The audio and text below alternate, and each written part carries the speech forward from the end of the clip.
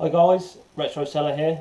Just a quick video today about what I've learned over the years about postage and packaging, and hopefully I can give you some tips on what I've learned over the last 2 years in doing this.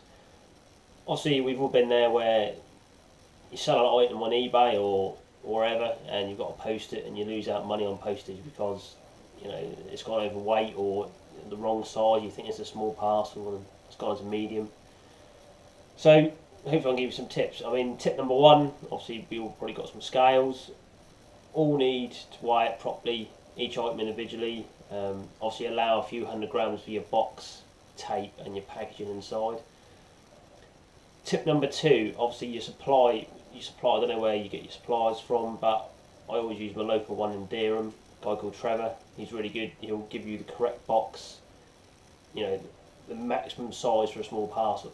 So it's worth tapping into a local supplier, or if you use online, make sure you get the maximised size box for a small parcel. That's really helpful. And always just be a bit careful when you go into the post office. All depends who you get. Normally they're friendly, but they can think, oh, that's a medium parcel. And you think, how a minute, no, that is a dead-on small parcel. So always make sure, question them sometimes, just to make sure they measure it. It should be bang on. So getting your parcel size correct, that's really important. Obviously you don't want to get there and be overcharged. Tip number three, packaging. I use bubble wrap. There's a big old reel of it here. Again, local supplier. Always bubble wrap my items to make them light and protective, and you can now get, because it's all about green, recyclable. All my packaging is recyclable. That's a key element I think in selling an item. Your packaging can be 100% recyclable. And like people like that. So I use recyclable materials. The chips I use are starch. So when they get water, they completely dissolve. So obviously don't leave them out in the rain when you buy them, because they'll just dissolve. So yeah, getting your materials right. I used to pack out newspaper. Newspaper is really heavy and a bit smelly as well, the inks. So that can make your item smell. Taking your time, making sure it's a nice, neat job. And you see some parcels from eBay and there's tape everywhere. Now I always try and send a parcel how I want to receive it. A couple of days from purchasing an item, and nice and neat. So nice, neat box. You can reuse boxes. That's fine, but just make sure you take all the labels off. So it's just a personal preference. You can do what you want, but I think receiving a nice parcel, that goes a long way, and that affects your feedback as well.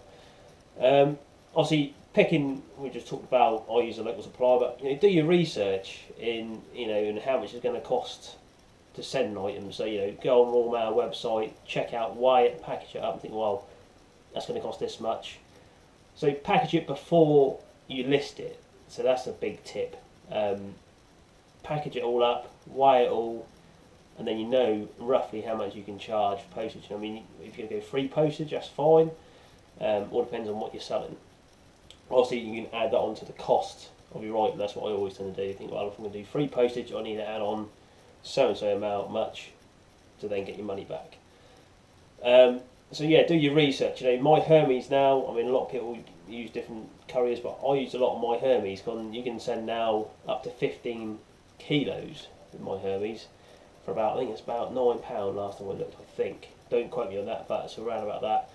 I think 5 to 10 kilos or something like £8.99. So, I mean, Royal Mail, they'll charge you, well, that won't be Royal Mail, that'll be Parcel Force. They'll say, well, that's going to cost you 15, 18 quid.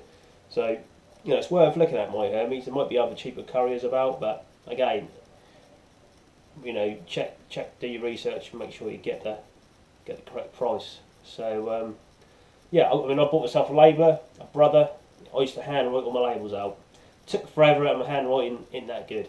So 40 quid on a labeller. Take that out of your business pot.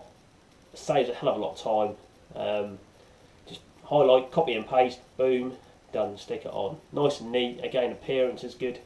So recommend getting a labeller. You might be able to pick one up cheaper than that, but I got it from Staples, and that's a brother make labeller. So that's well worth getting one. That's about it. Hopefully I haven't babbled on too much. Again, like so, tips, postage scales, your supply, your packaging, taking your time. Recyclable materials now is really popular, and that just shows your company is being green as well. And so that'll be the tips I recommend. So hopefully it's been helpful, and you've enjoyed the video. Please like and subscribe if you want to, and if you're interested, just leave a comment below. Okay, have a good day. See you later. Bye bye.